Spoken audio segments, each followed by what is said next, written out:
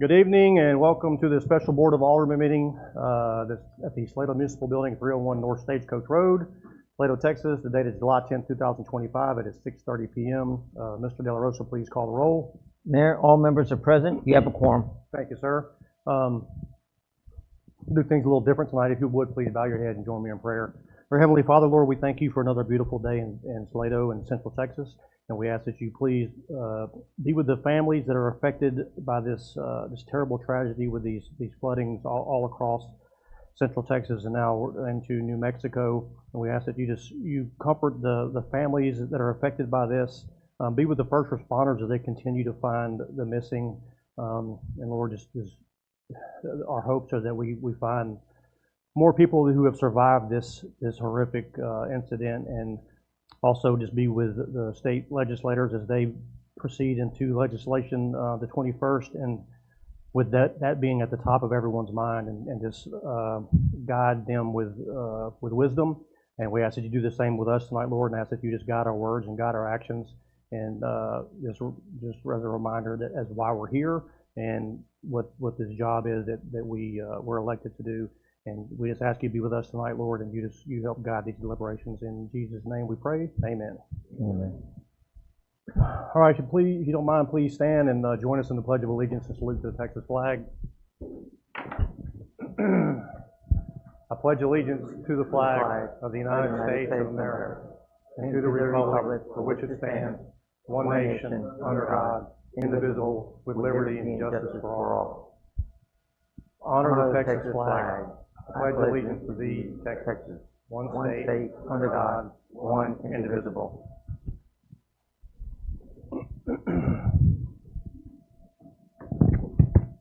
Thank you. Item 1 is public comments. The Board of Aldermen welcomes comments from citizens on issues and items of concern not on the agenda. Those wishing to speak must sign in before the meeting begins and observe a 5-minute time limit when addressing the board. Speakers will have one opportunity to speak during this time period. Speakers desiring to speak on an agenda item will be allowed to speak when the agenda item is called. Inquiries about matters not listed on the agenda will either be directed to staff or placed on a future agenda for Alderman consideration. I don't have any sign-in sheets, but I'll still open it up for public comments if anybody wants to come up. None? Okay. Hearing none, we will go on. Item 2, executive session. The Board of Aldermen will enter a closed executive session to discuss the following. A, pursuant to Texas Government Code Section 551.087 to deliberate the creation of the Mustang Springs Improvement District. Item B, pursuant to Texas Government Code Section 551.071 to consult with attorney on municipal finance. And C, pursuant to Texas Government Code Section 551.071 to consult with an attorney on proposed reduction in the workforce. So it is 6:33, and at this time we will enter it into executive session.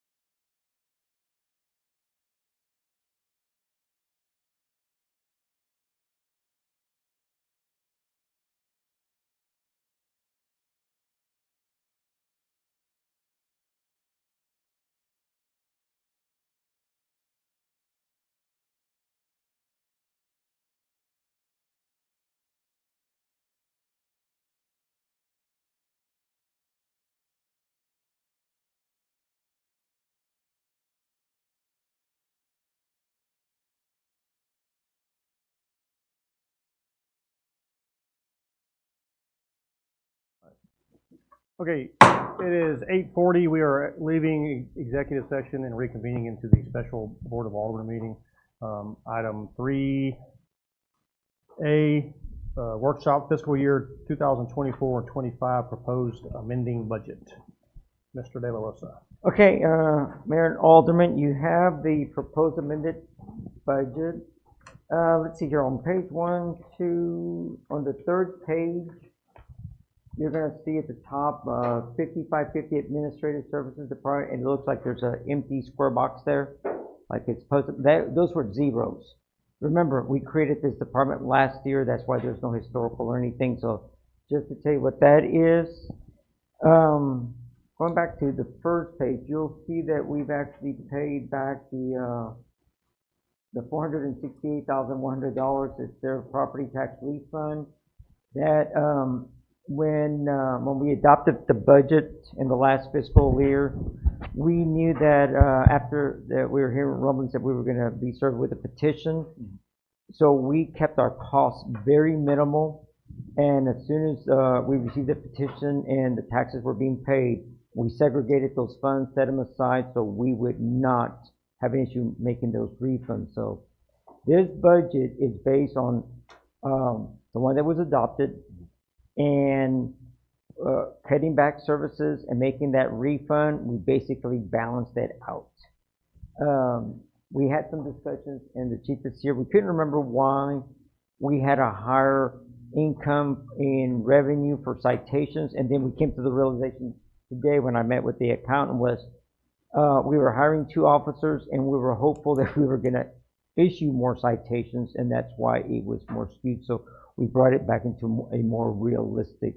And since our municipal court clerk is now Ms. Spinks, the city secretary, she wasn't part of this budget. We had Deborah Bean and our permit clerk and our assistant municipal clerk didn't have any participation. They don't look at the budget, so they don't really do projections. So we're looking at just historical, which is kind of what we're looking at now. And as you've instructed or authorized me at the last meeting, I will be looking to see if we can contract those services out, and hopefully we'll be able to correct that in the next fiscal year.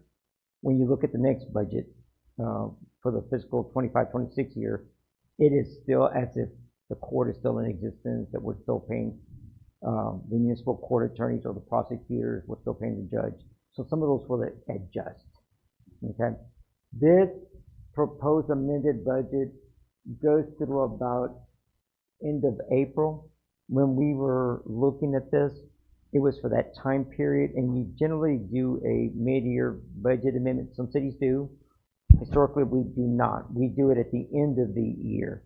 But we wanted to go ahead and have that discussion now, since we did the refund, make any corrections, revisit how we're going through the first 3 quarters, and then sometime in about August, we will, August or early September, we will make any last amendments to the current fiscal year to balance this out. Some cities do budget amendments, some just make all of the changes to the to whatever that budget is when it gets audited. I prefer having a clean budget at the end of the year. So it is there. Let's see if I had any other notes on this.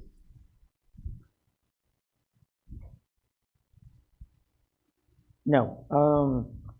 The wastewater fund is for the first time balanced in the sense that it's in the black. So let me tell you what you did some years ago. You took out about $500,000 from your general fund, and you have been paying for some of the wastewater out of your general fund. As payments are received by the city, credit cards, those funds are deposited into the general fund. When we transfer from the general fund to the enterprise fund, which is your wastewater, every month we've been keeping about $5,000 in the general fund to bring your debt to the enterprise fund to reduce it.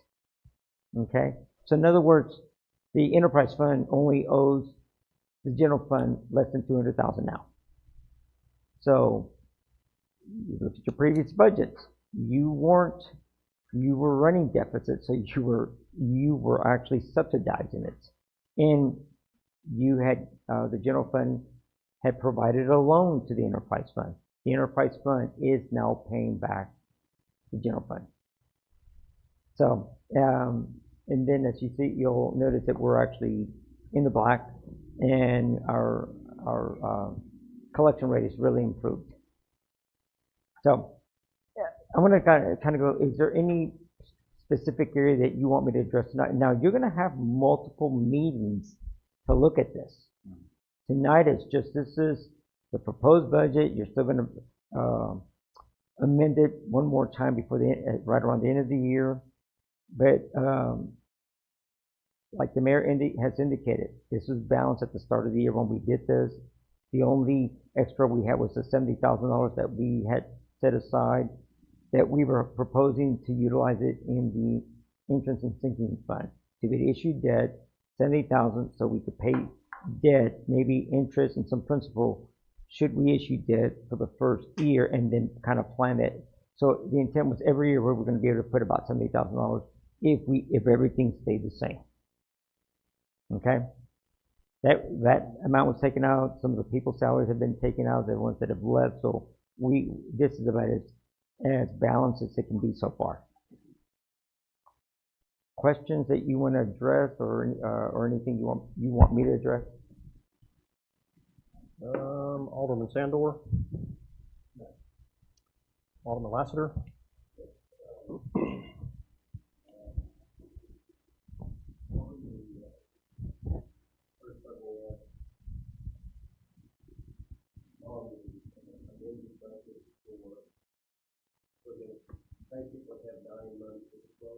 Yes, sir.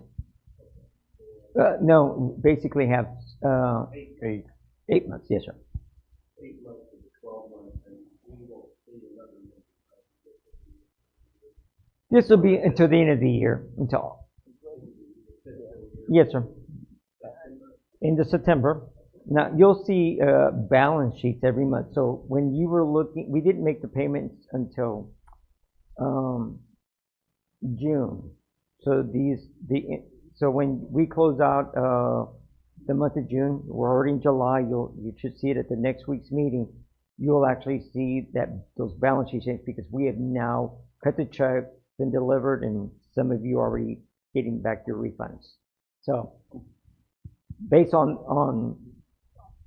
that, so if you like at the last meeting you were looking at April and May. Well, those were only a fixed period in time, and now we've moved on. We've cut that. We've reimbursed that $468,000. Yeah, I made a note to myself to ask about the balance sheet. It's not here, but we were going to get the most current balance sheet. They are being reconciled now, and at the next meeting. It's always the second regular meeting of the month. Okay. Yes, sir. Yes, sir.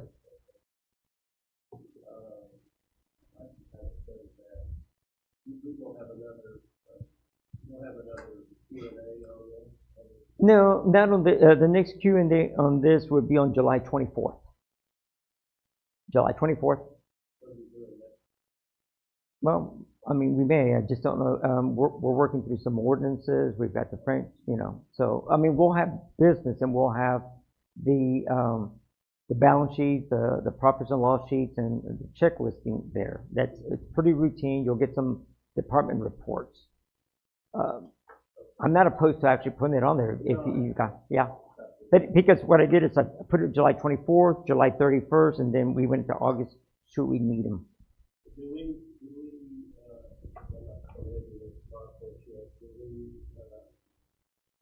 approve this amended budget, or is it just for review? It's just for review now. I want to give you plenty of opportunities to ask questions between now and when we adopt it. And again, this is today. We're going to give you another proposed amended as we start moving those months. So by the time you see it, you're probably going to be in the 11th month. So, again, get another, opportunity to discuss the proposed amendment budget? Absolutely. Yes, sir.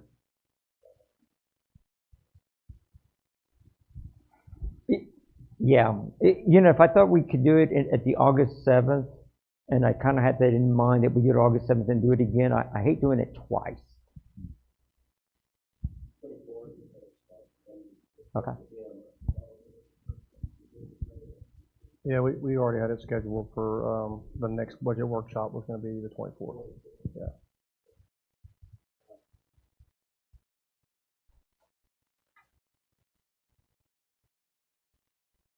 On the last one, it does kind of tie in, but capacity for expanding our capacity right now. We're not gonna discuss that. That's not the agenda item. Capacity is not on the agenda. No. You can send them an email or something tomorrow and answer that question, but we need to stay on this. Okay. No. We're not gonna discuss that here tonight. But let me ask, on the 17th, we're going to have a discussion about the EP grant that we have. Yep. So you will get a lot of information at the next meeting.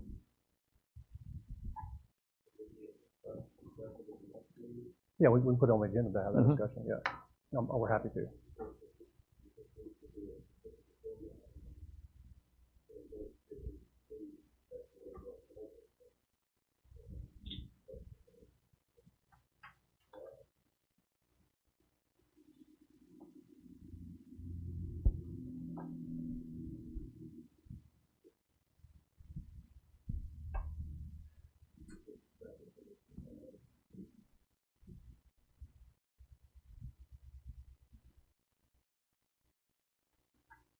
On the general fund, help me out if I misstate this, but we originally started back in May and June when we made it selected somewhere around $900,000 deficit. Is that a correct approximation on our budget for the year? Yes, sir. You had a $945,000 liability. With that, I'm trying to reconcile all these numbers to see how we got down rather than have to go through here. We could individual items to see how we got down to the deficit number we are at now. That is correct.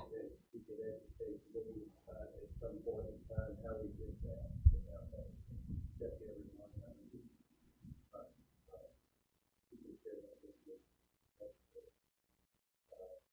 But I'd like to see the big picture of how we made that much progress.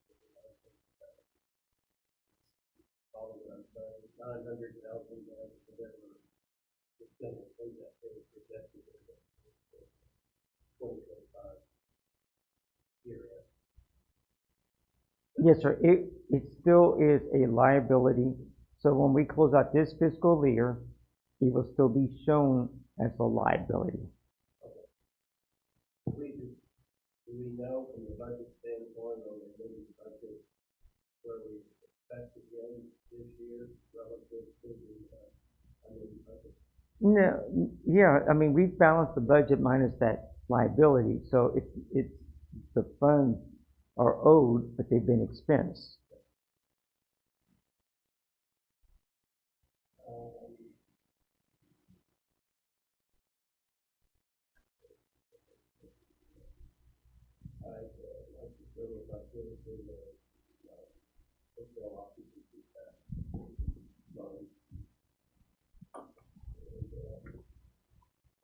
I'd like to have a better understanding of our marketing lines, of what marketing costs and expenses of what we spent versus what we collected. Okay, yeah,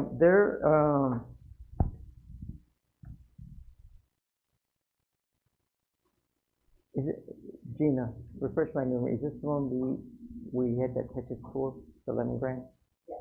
So this is in here? From the public, okay.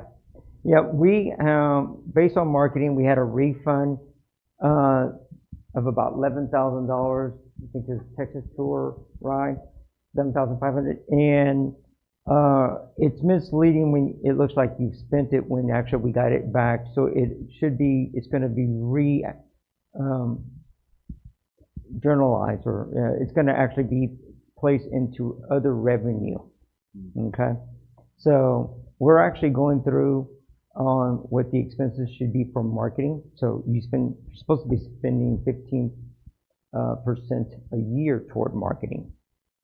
It's been determined that for a number of years now, you've not been meeting that percentage. 15% Of gross receipts. Fraudulent, that, yes. for the hot tax. Yes, sir. Depends on an annual basis, 15% of it. Yes, sir. Pardon me? A minimum of 15%. So, yes, sir.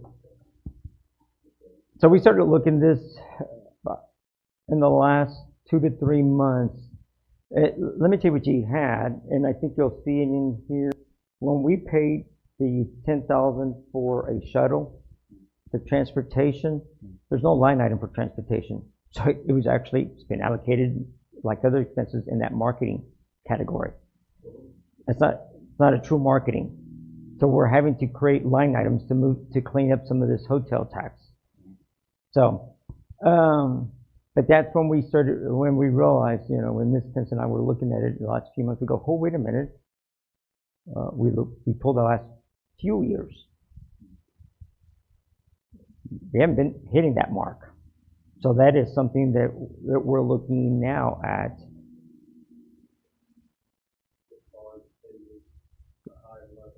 Minimum 15%. Yes, sir. Our annual revenue from hotel taxes from Yes, sir.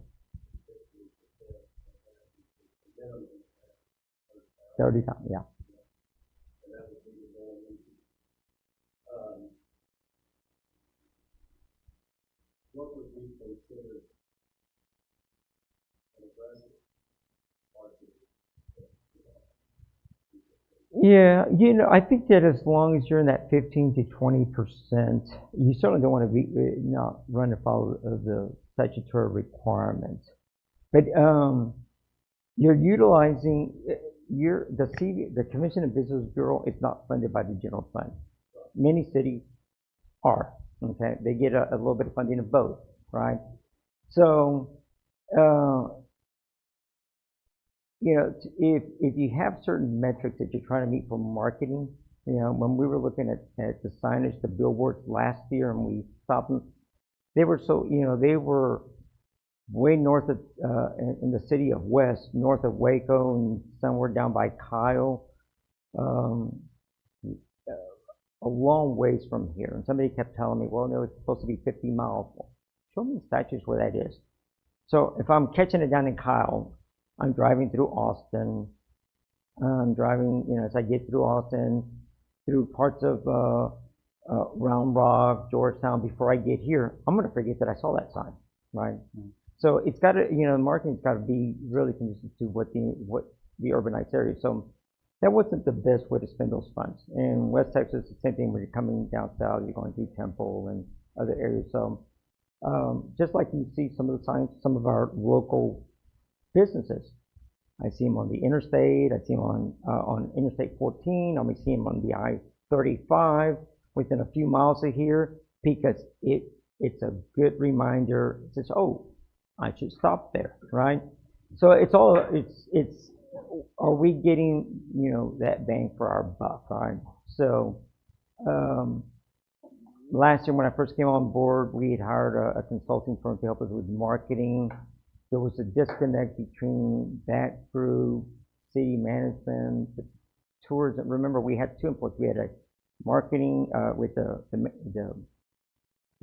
tourism director, and we had the assistant city manager or assistant city administrator that was also in that business. So it just wasn't getting to where I needed it to be, and I wasn't seeing those results. That's why As I'm working through some of these, I'm trying to figure out exactly what's the best course of action. So the instructions I've given Ms. Penance, and she offices next to me, I go, okay, this is the target, we need to find out. And if we would have known that when we refunded that it was gonna put us not with enough, that this group that, from what I recall, we couldn't meet the timeline or they couldn't help or they settled and said, well, then refund the money. I mean, I hate leaving our money somewhere, but now that I know what we are percentage for, I'm kind of going, we need to figure out exactly how to get back on track. This entity is just by itself, the only money collected for it stays in that entity. No mingling or anything else, it's restricted money to this account, correct? The hotel funds. Yes. Yes, sir. Now, it does. For a number of years, you've been, when it didn't have any funds, right? So we went back after several years back. Used to pay for its insurance, anything related to that side. It's always paid, is it 10% of your salary? I think that's what it's in here. It picks up now. So it's always been, when it was Miss Andrea, can't think of her last name, when she was here.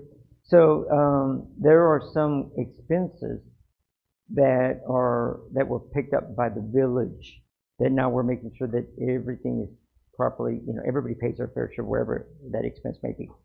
Mhm.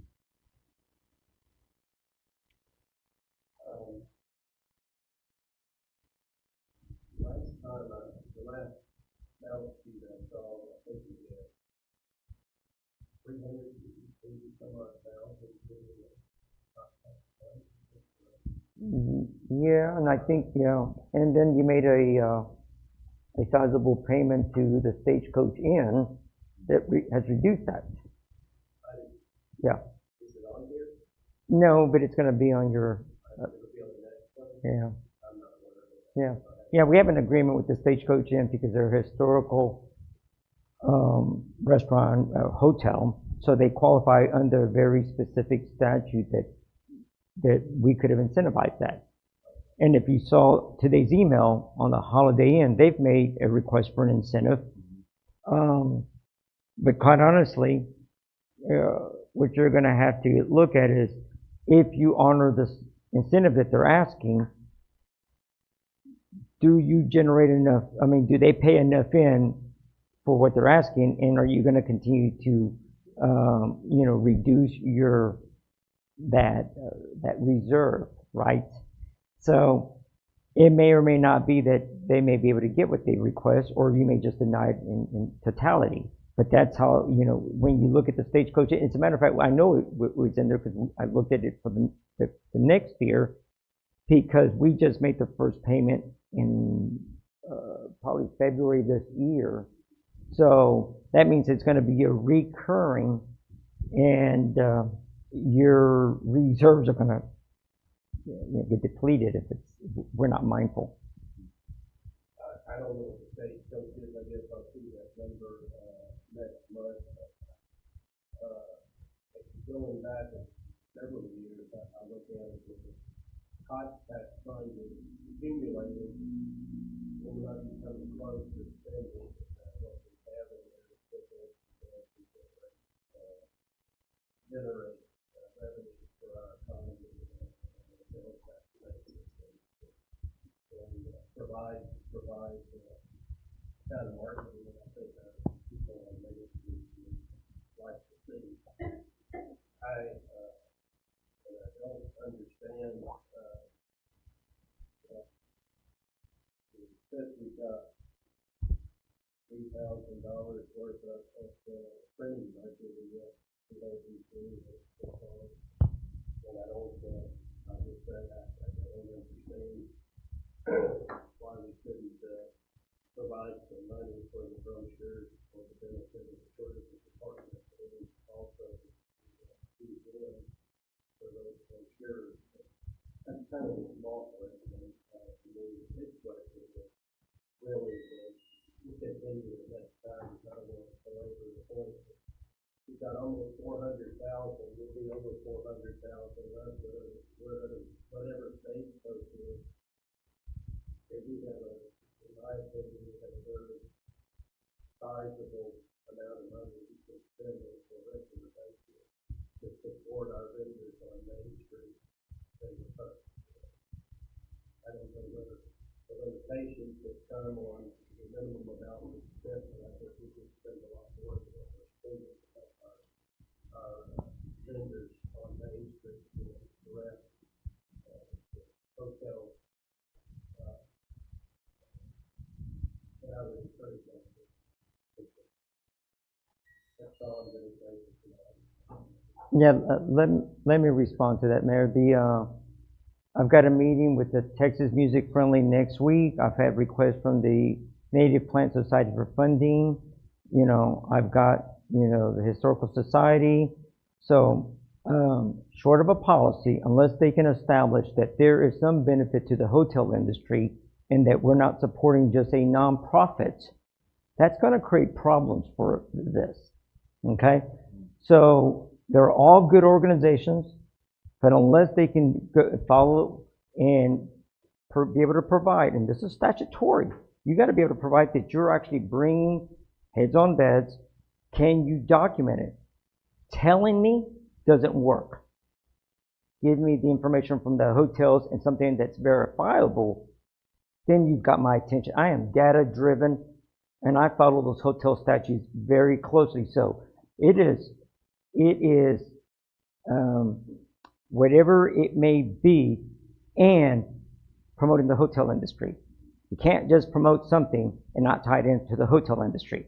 I clearly understand. Yep. And I don't suggest we do anything other than what you're talking about. Then I haven't seen it. It's my response. You have not been provided with plans or marketing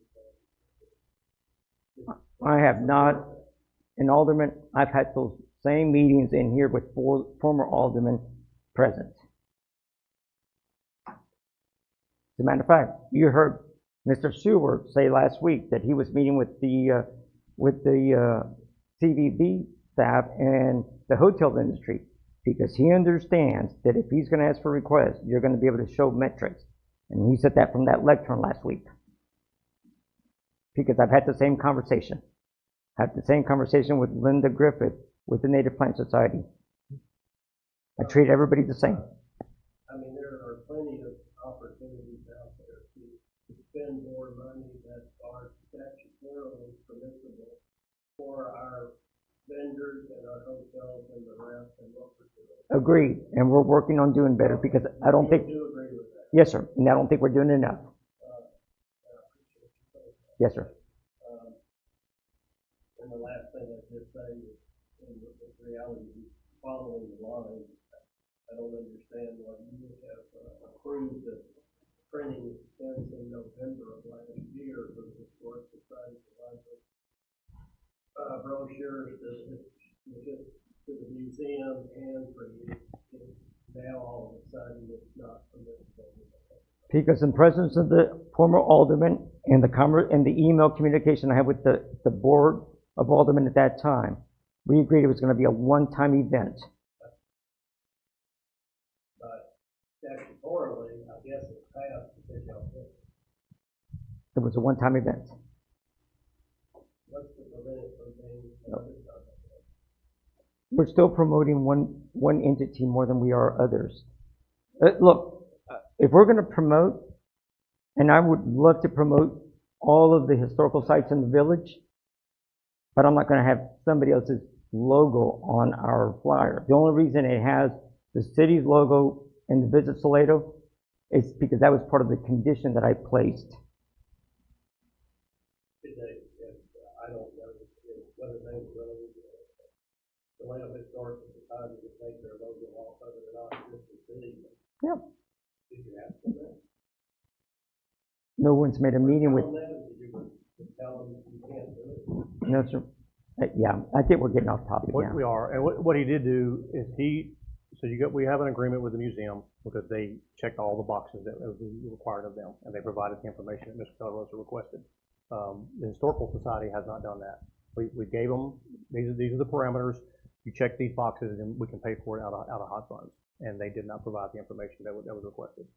Okay. That's the short answer. That's all the reason. Yes, sir. But they did on the contract. The first one was, we agreed to do it, and then it would be contingent on what the results are. How did that drive traffic into here, and did they stay in the hotels and that kind of thing? And we asked for the follow-up information to that, and we did not receive it. But yeah, we are getting off track here. I encourage you said, you were looking at anything related to that, looking at Mayor Pro Tem Hurst. no question. Alderman Dunn. Yeah, so a few questions. I'm going to focus on the general budget for now. That's okay.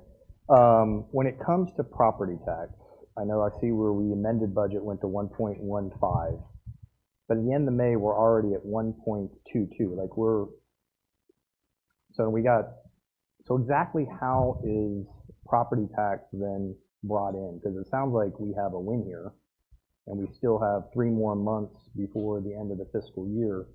So should that amended budget from the 1.1 certainly should probably be higher based off the run rate, but exactly how do funds come in, and how do we not know exactly how much property tax we're getting in?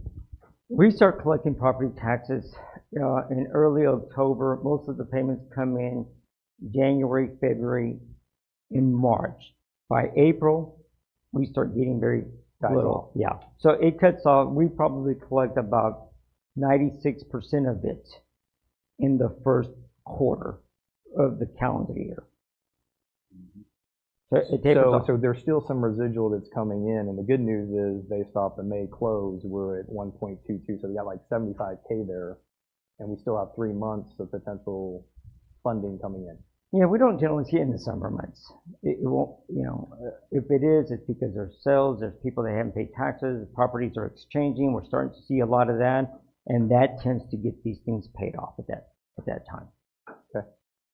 And then the other question, I see you made the adjustment to the sales tax, which is a good guide to us. Do we know what really drove that?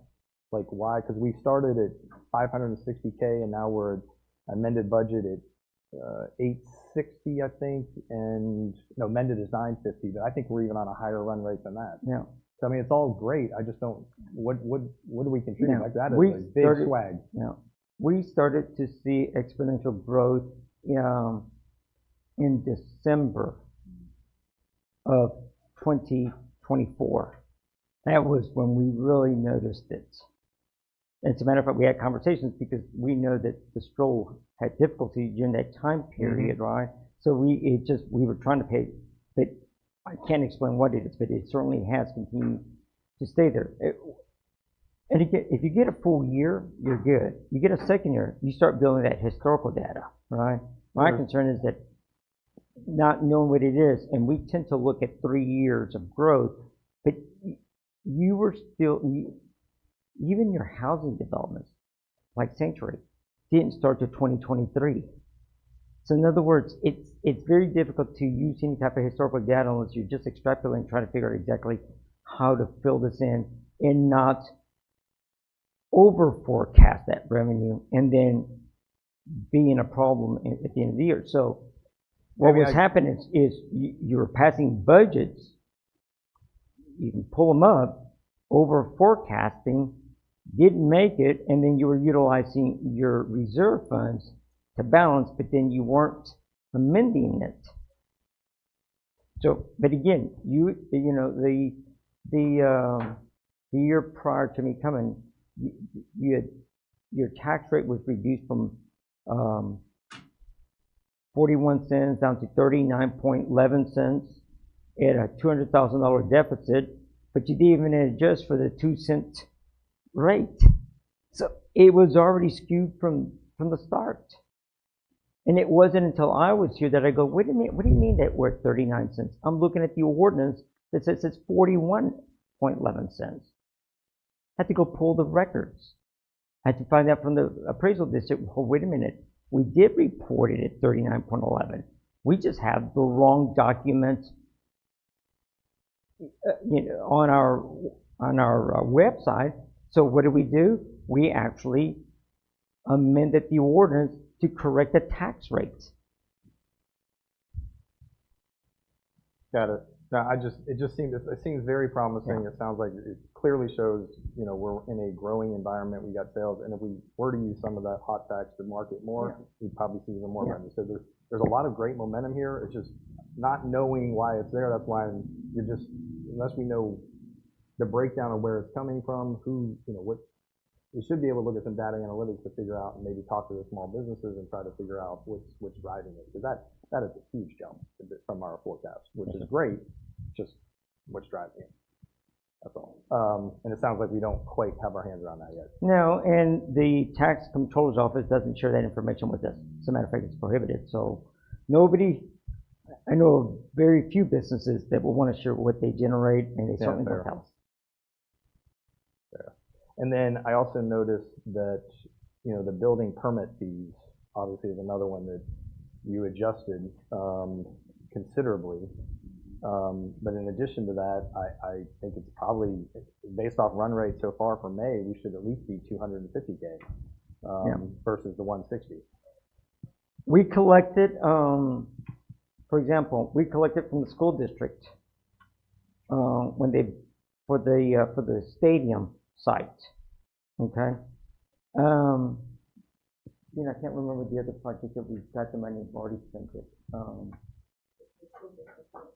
The biggest, over 100,000. Yeah, so it came in. We had a big one come in.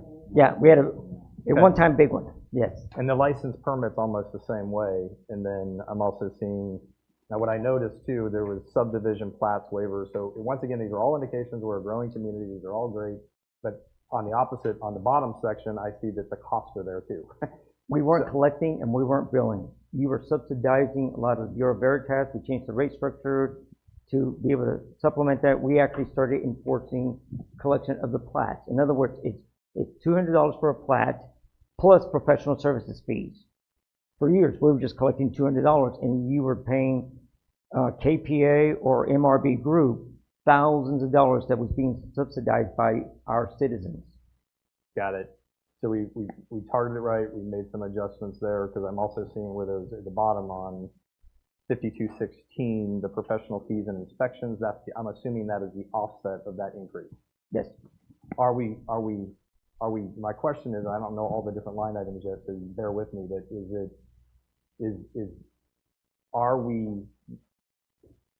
is our taxpayers subsidizing, or is that business of what we're bringing in from now a money generator, or are we still at a loss? Because I don't know if I got all the right line items right. We're still trying to collect some of the things that occurred back in 2023. Sometimes the records are difficult to find, so I don't believe we're subsidized anywhere what we used to be. Okay. I think that we have a lot of meetings with either some of the current builders. I mean, if we deal with like Sanctuary, right? The townhomes and the apartments are not Sanctuary. They're actually they've been sold. So we don't know when they sold. We're sending a bill to Sanctuary, and all of a sudden they're arguing with us. Oh, wait a minute, Sanctuary's going, it's not ours. It's Reed. It's this person. So when we approved the plat in May, and I think it was approved by this board, right? You approved the plat.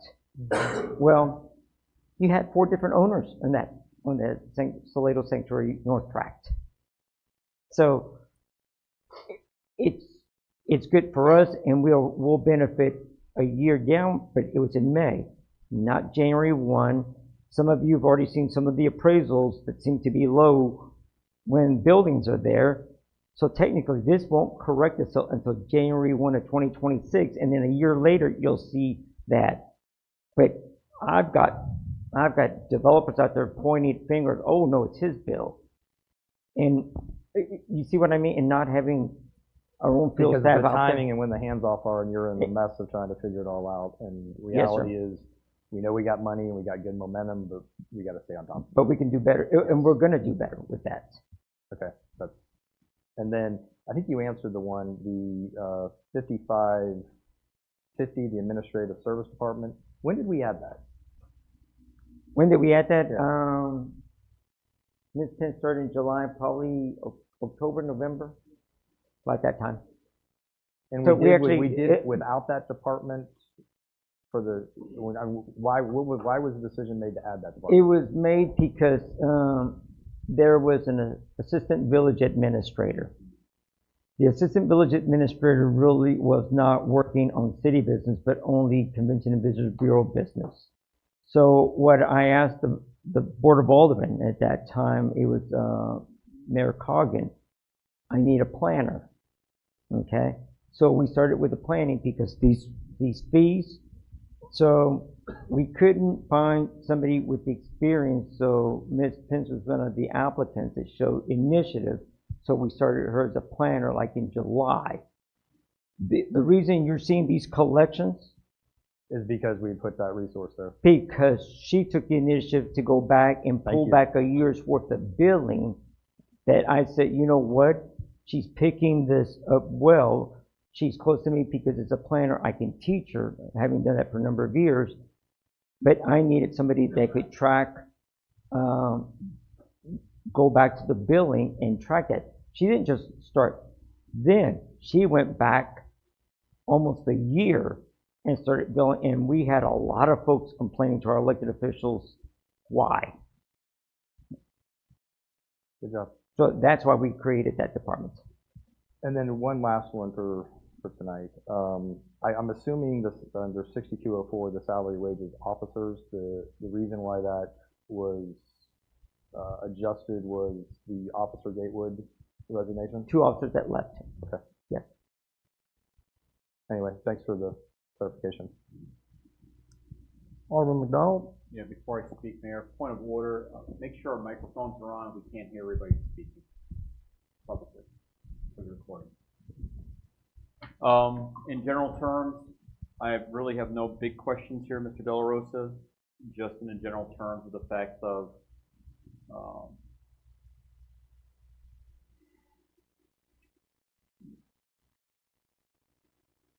no further questions at this time. I'm sorry. My apologies. Thank you. All right.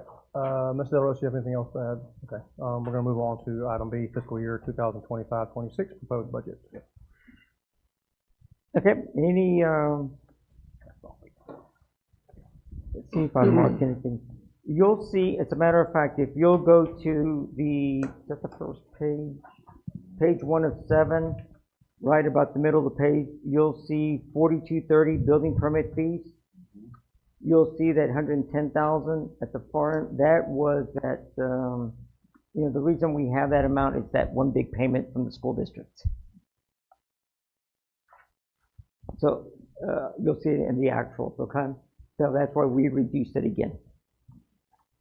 And in the last 2 months, we have seen a decrease in building permits for housing. So everything that's out there has been there for a little while, but we're not seeing anything new. And even plats, a few minor plats, and those are all around the Salado Center, which is the QT area, about a half a dozen. So they may be going through some minor replannings, but the 2 plats, phase 1 and phase 2, have been filed for some time. Phase 2 last year, phase 1 some years back. But there are businesses not going in, and some of them are replanting or subdividing the additional land they don't need.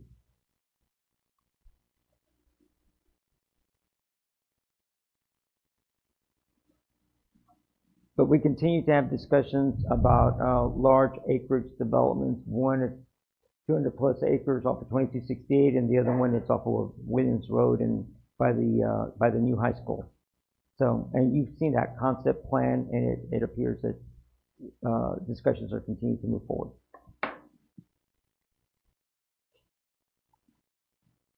All right, Alderman Sandor. No questions. Alderman Lassiter.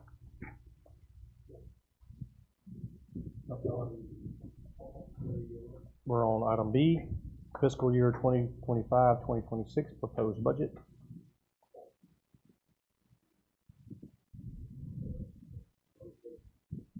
No, sir. I'll come back to you. Mayor No Pro Tem questions. Hurst, okay. Alderman Dunch. No questions at this time. No. Alderman McDonald? Yeah, I don't know what I was gonna say last time, thank you. I'll be real quick. Just in general conversation, when we talked about sales tax growth and the explosion that Alderman Dunn brought up in a prior conversation, I'm just making a generalized statement in potential. Because the cost of living and the cost of goods and services have increased and decreased a lot in the last 12 months, that could have an impact to the sales tax growth for us too as well. Would that be correct? In some nominal way? Yes, sir. Okay. It could, yes. That was the part I was trying to remember before. Thank you. No further questions, Mayor. Thank you, Mr. Dolan. Mr. Lassiter? None? Okay. Anything else? Mayor, let me make, on page 6 of 7, which is the wastewater system revenue, if you'll look down about 3/4 of the way down, net ordinary income, you'll see the actuals 57,986 for 24-25. But look all the way to the right. It's proposed that our based on this budget that we're proposing, you're going to have a $71,000 income on it.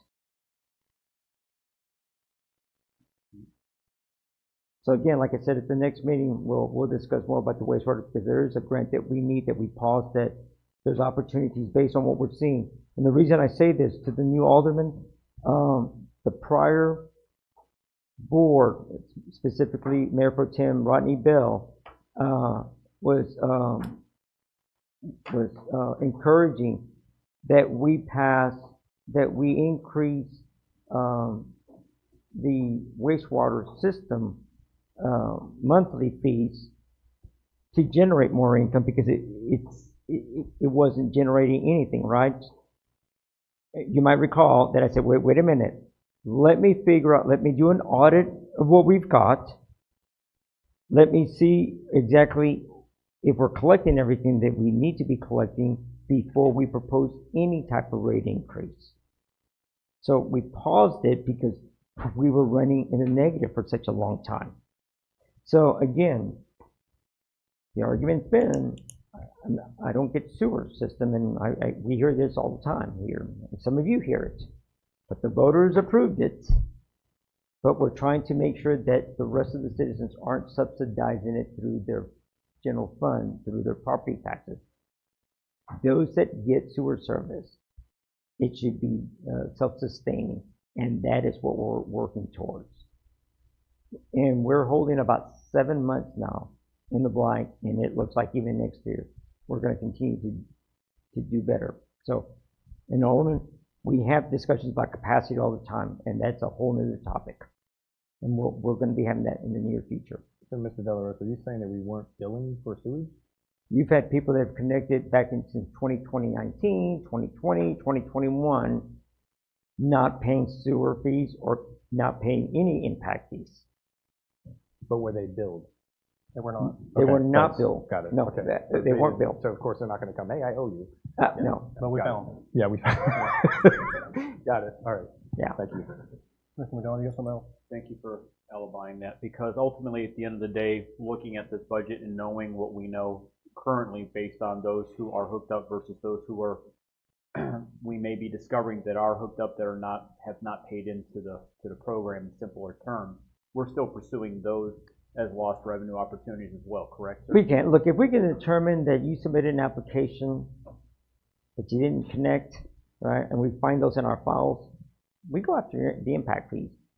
Have a business owner, wasn't here in 2019 when they connected, but he owns 2 buildings on Main Street. One he pays sewer, the other one he doesn't, and debate it with us why we were doing it. Okay. Yeah.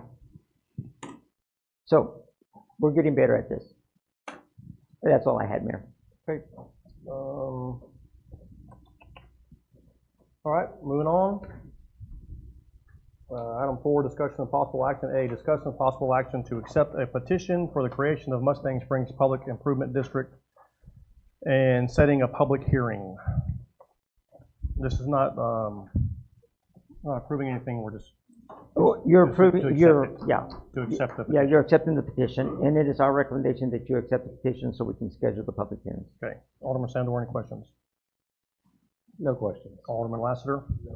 Mayor Pro Tem Hurst, No question. Alderman Dutch, No question. Alderman McDonald. No questions, Mayor. Nope. Okay, any public comments on this item?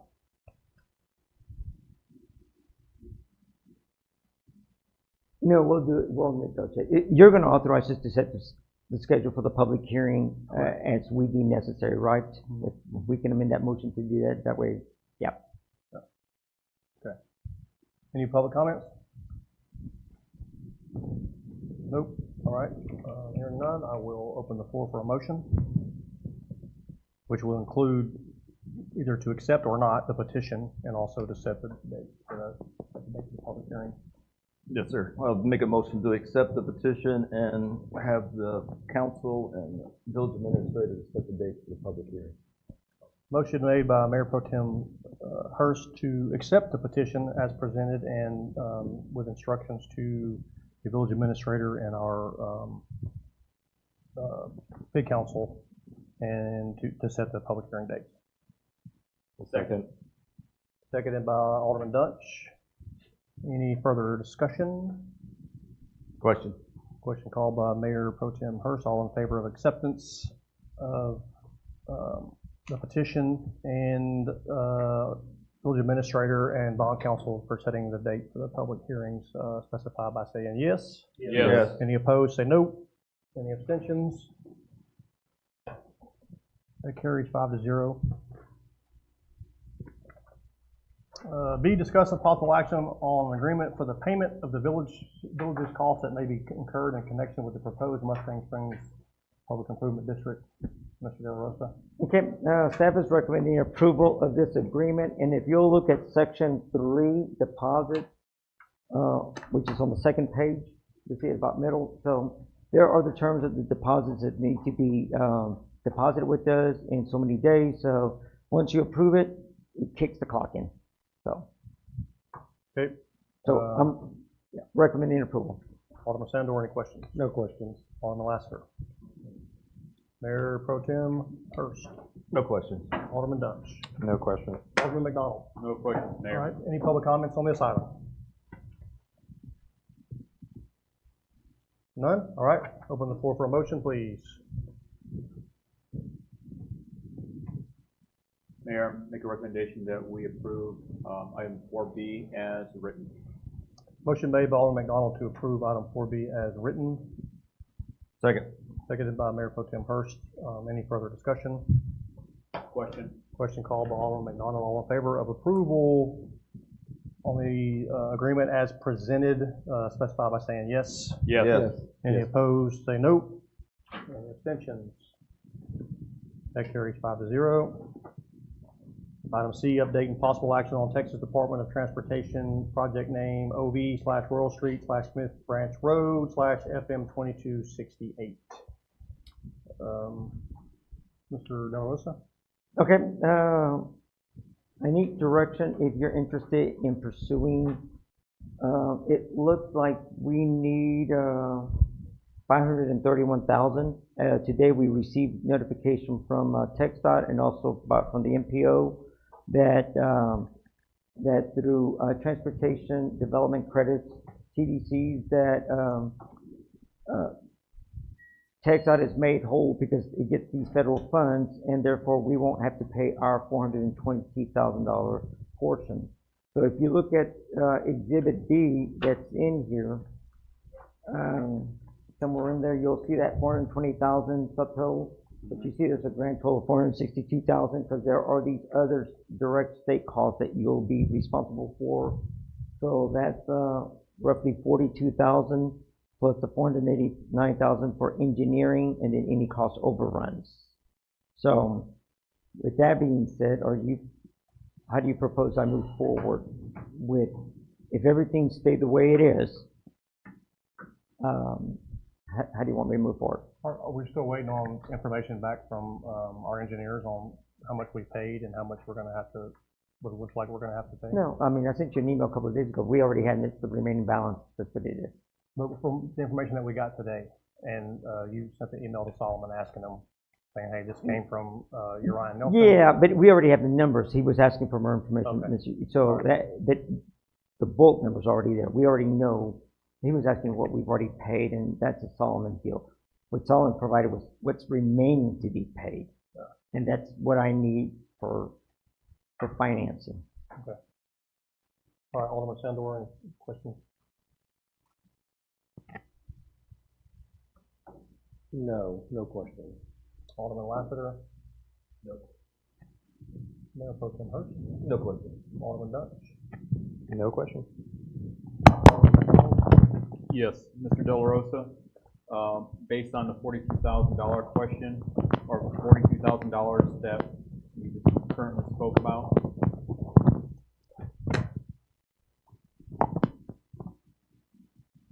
When you say cost overruns, can you reemphasize what cost overruns we would be responsible for as a village? Okay, wait. So the project itself, construction, if it comes in over 2.1, you can make a request to the MPO for any additional, and it's subject to the board approval, Right. right? Okay. So that's an option, but somebody's got to vote on it, okay? Right. So, so you've got that opportunity, that resource available if it's favorable to you. But generally, any construction project, there's change orders. So the one thing we didn't discuss was the Royal Street as you get by the Sanctuary Salado Sanctuary at the 90-degree turn. Mm-hmm. It doesn't cover for acquisition of land. That's a pretty sharp turn, or where you have to buy some. Obviously, can't get it from the sanctuary, the southern side, so you have to get it from the church. Mm-hmm. Unless it's gifted or conveyed at no cost, you're probably looking to have to buy some right of way, right?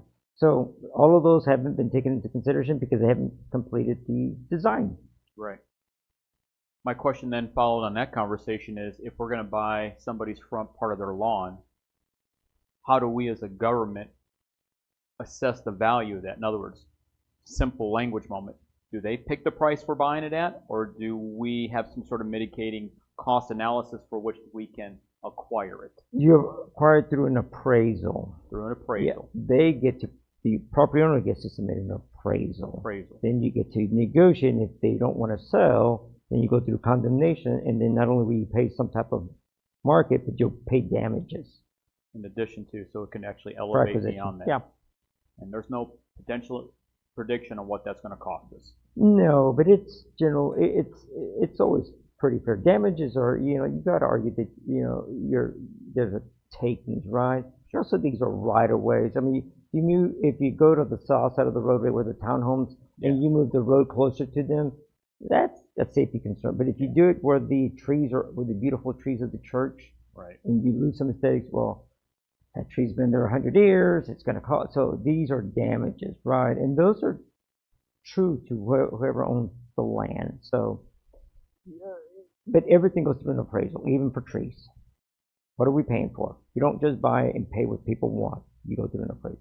Sure. So going through the appraisal process, in addition to the cost of potential overruns, change orders that may occur, and the $42,000 that was mentioned based on this conversation, that could potentially add up, and then in addition to anything else that may show up somewhere along the way. Yeah. In simple terms. Yeah. So, and Alderman Taylor can speak to this. I mean, it's generally when we would do a project, the old days we used to do 15%. Now we do 20-25% contingencies. Yeah. Right. We get the opinion of probable cost. Depending on the engineer, right? Our guys are tech site engineers. Well, when they were tech site engineers, if they came in too low, the other state, they just throw more money at it. So we tend to make sure that the engineers give us the worst case scenario so we're prepared, right? We're not a state agency, we don't have more monies. So depending on that designer, what his background is, what he's used to. Mm-hmm. So, so when you're looking at this, if you're looking at 530,000, you're going to look at what your consultants, right? We know we got to pay bond counsel, city attorney, underwriter, the financial advisor, right, their fees. You're going to put whatever road construction in your contingency. 20% is generally what I look at on most. And if you've got a good engineer, you're always going to come across something that you just didn't know was there. I recall now why TxDOT didn't require the environmental, because it was determined that the tech stop, not the local office, the Austin office, that made a determination that there was no voids underneath, so there was no, I guess, no Salado settlement or anything to worry about. So they approved the waiver. They just didn't tell the Waco district office or the MPO. So once they got back to the Austin office, then we were much more comfortable. So we don't have that rush that we got to get started today, but you want to get started fairly soon, right? You want to give MRB enough time to design it and get the, you know, the 30%, get the 60, 90%, 100% approvals, and then so this thing lets out June of next year. And let's say June, I'm thinking June. You need to be prepared by June 1. So my last question would be is, and so in simple math calculation, how much money to move forward, how much money are we as a village going to have to put up front to get this thing kick-started properly? Well, I've got a pretty good idea what our professionals are going to cost you. You know, $530,000 plus you add 20% on top of that. Then you throw in their fees. I'd probably do another. You know, theirs is much lower, but you would get another 10% just because of, you know, there's when they prepare documents, there's fees, right? These administrative fees that you get hit with. Sure. So whatever that number comes out, it's probably, if you're gonna do tax notes, right, on a 7-year period. We talked about adding it to the INS. Then I would plan for that. My concern, and the concern that I've had with our attorneys, is since if we do this and we're in the budget preparation, that means I can't delay the budget approval till first week of September. I may need to move it up to mid-August so I can give enough notice. In other words, it's accelerated because it's part of the budget, right? They're correct that you can't be stopped. That doesn't mean you're not gonna. It doesn't ever mean that somebody can't challenge you in court. Well, there's always a potential that we may not. We may be in default, maybe somewhere. Yeah, but as prevailing and getting it done, yes, sir. It's very traditional. It's just your payback, right? And that rate, the 7 years taxes, because you're going to be imposing it, it's where certainly is going to be a lot more than the 9 cents that you passed last year. Thank you for answering my questions, Mr. Del Rosa. No further questions, Aaron. Mr. Del Rosa, what's your recommendation on this? Is to give direction to continue to seek funding for this, or are we? Mayor, if my recommendation to the board is that if you take money down and take it to the voters in November, too slow, and you won't meet the timeline. So if you're going to do anything, you're going to do the tax note, and then I guess if citizens aren't very happy, you just won't get reelected next time around. Okay. All right. Any public comments on this?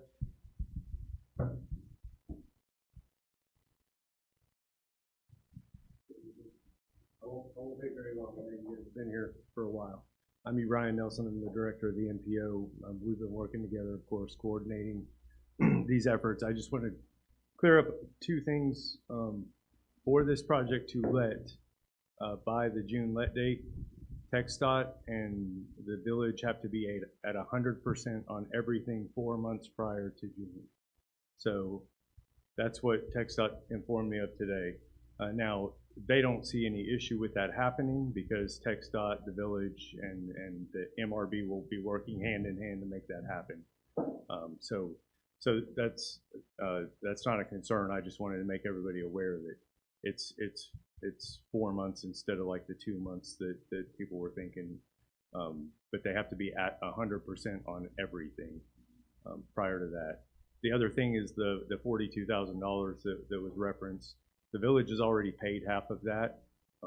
So the village is only going to need to come up with the remainder of that. It's in the AFA prior to the project letting. With that, I'm happy to answer any questions, or I can go sit back down and you guys can go home earlier. Could you expand just a little bit on what we all of the engineering, the plans, any of the studies, basically what they need, everything to be at 100% so that they can just say, here it is, go construct it. But it has to be there 4 months prior to the let date for it to go through all the processes at TxDOT and Federal Highways to get the money programmed how it needs to go through the back end. That would be February, is when that needed to be done. February, correct.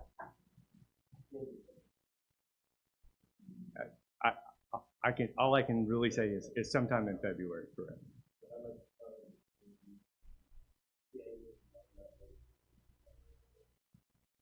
There will still be environmental pieces, but they won't be as intense. So I would say you probably gained a month or two, but I'm not a project environmental expert. Of course, TxDOT has their own local team that works with the local governments that would be much more familiar with that than I am.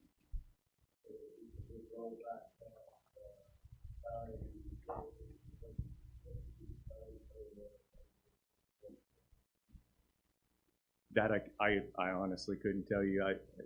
Like I said, it has to be. And I think last time Solomon was saying he would make it happen however it needed to. In my conversation with TxDOT, they don't think that there's a concern if you start rather soon in getting that. But they didn't tell me what the exact date was. And I'm not an engineer, correct? Mr. Nelson? Yes, sir. My conversation with Brittany Lane today and Daniel Davila, the construction direct state cost that is listed in here at 21,840 is the balance owed from the 42K. Correct. You paid half of it. Yeah, but there already. are other costs in here. There's environmental direct state costs, right-of-way direct state costs. Those are all part of that. It's not the way it's tallied up on this one. Yeah, That's- well, I'm looking at the That's how exhibit. he explained it to me, was Okay. the 42,000 was the. And that's something the we're gonna direct have to state confirm, cost. because what I sent you the email was based on that 21,840, because he told me very specifically what that balance was. Then I see all of these other listed. Mhm. If they lumped it, that's fine. When we're talking about roughly, the 20% of 531 is another 106,000. I mean, now we're just dealing about $20,000. I mean, it isn't, but I try to get that information to you correctly, and that's just what I'm looking at. So, And I think the way the AFA has it laid out may be a little confusing as well. okay. I'm no AFA expert either. I'm a planner, so. But Did you have any more questions? there will be a new AFA that has to be an amendment to the AFA that will have to come to the village for approval. Mayor Pro Tem Hurst. No question. Alderman Dunch. Comment, Mr. Nelson, thank you for going to bat for the city of Village here. Is beyond greatly appreciated. That's quite a gift. I know that it was not easy to get. So just for clarification, are we deciding here tonight that we are making a motion to proceed with the funding, or is that? That's what I was. Okay. That's for, Okay, there are no other questions. Alderman McDonald. Yes, I have concerns because for so many nights of meetings, we now have a challenge to the amounts that we may or may not owe based on the conversation for clarity. I'm just making a statement out loud, and I appreciate you coming, sir, and you sat through it just as long as we did. We just happened to be here and you were there. We appreciate you. But my concern is if our numbers are, once again, somewhere along the way changing, I have concerns about approving or disapproving, or however we want to go this at this point. Just sharing that out loud. Thank you. Thank you, man. I agree, that's a valid point. Yeah, There's so that some tells me, confusion about what based the- on that statement, because TxDOT didn't tell me when it was, your city engineer provided you the number of months it was gonna get him to get those approvals done, right?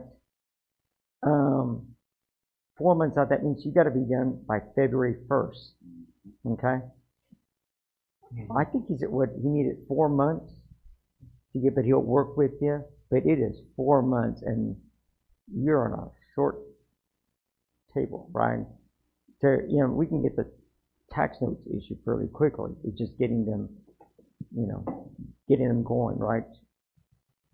You also lose 2 weeks at Thanksgiving, 2 weeks at Christmas. People are creatures of habit, they're gonna take off. But it's gonna be tight, but it's Yeah, doable. very tight, yeah.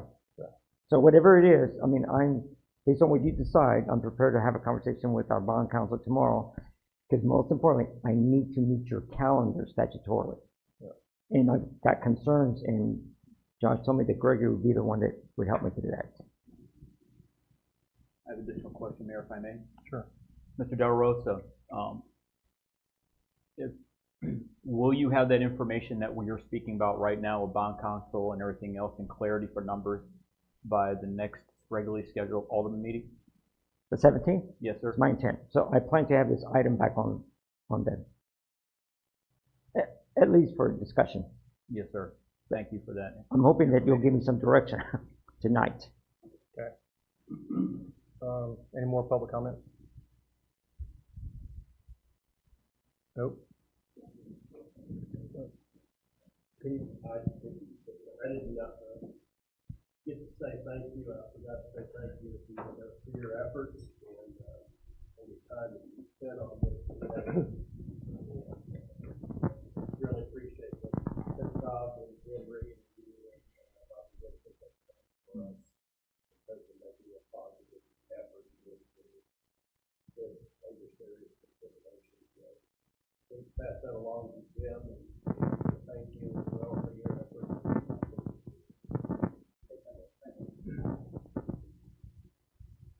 All right. If there are no more public comments, then I will open the floor for motion. I'll make a motion that we take the possible action of the Texas Department of Transportation project of Loyal Smith and allow Mr. De La Rosa to continue to proceed in securing the funding. Motion made by Alderman Dunch, giving the village administrator direction to proceed with seeking project funding. Second. Seconded by Alderman Sandor. Any further discussion? Question. Question called by Mayor Pro Tem Hurst. All in favor of approving Mr. De La Rosa to continue to seek funding for this project, specify by saying yes. Yes. Yes. Any opposed, say no. No. Any abstentions? That carries 4-1. D, discussion and possible action on formation of a road project oversight committee. If the board will allow it, I'd like to table these two next items until we have secured funding, because we don't need to have those conversations until we know we have money. Any concerns? No? Okay. No. All right, so we're not going to take any action on that. Does that mean table for next meeting or until otherwise? Is the next meeting a regular Board of Aldermen meeting? Yes, 17. If that agenda is not too heavy, we can add it to that one. If you have solid information and an answer on funding. Okay. So my only request on that is, Mr. De La Rosa, please do not hesitate. We got amazing talent here if you need any help, or whoever's running this to come to the table. So yeah, it's in the interim. So I know there's a lot of moving parts, and we got amazing expertise here. So we're here for. Okay. We never did. This item's still open, right? We haven't moved on. No, we did. Okay. No, we're gonna table Yeah. it. Okay. Good. Yeah, I'm good. Okay. All right. Next item 5 is adjournment. So moved. 9:54.